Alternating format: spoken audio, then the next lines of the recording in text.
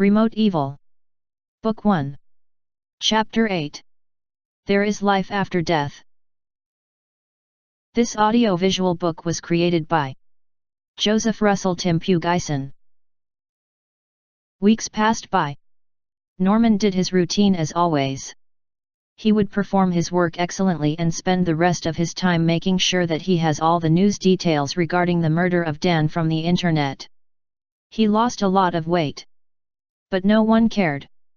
All his office mates just want him to do his usual excellent job and to stop bothering them. A few more weeks further passed by. Slowly Norman began to feel safe from the police.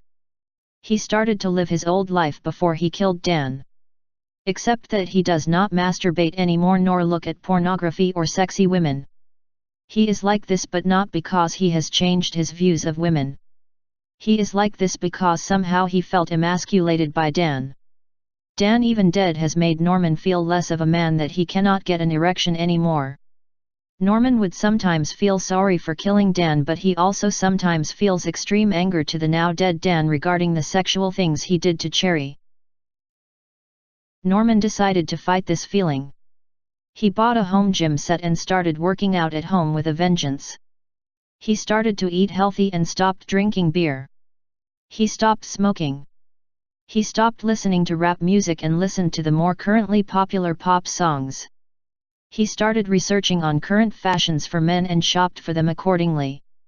Norman even thoroughly cleaned his house and van.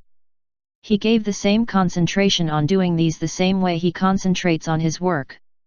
After more than a month, the appearance of Norman changed for the better. He was a lot thinner, better looking, and better dressed than before. He definitely looked like a new and better man. People at work noticed and praised him for this. Norman felt very much better. As if Norman has forgotten that he killed Dan in cold blood. As if Norman has forgotten about Cherry as well. Norman still has no social life outside of the company, but inside the company the social life of Norman was definitely improving. He was always known as a boring and serious person in the company if he even talked, but he is always known as a loner by his office mates. But this has changed as well. He is more talkative now and even started telling jokes and seemed good at it. He got engrossed in playing online video games and even started making online acquaintances thanks to these games.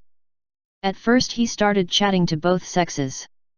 At first he mostly chatted to men and was still shy talking to women. But as time passed by he mastered online chatting and mostly chatted only to women, especially young girls.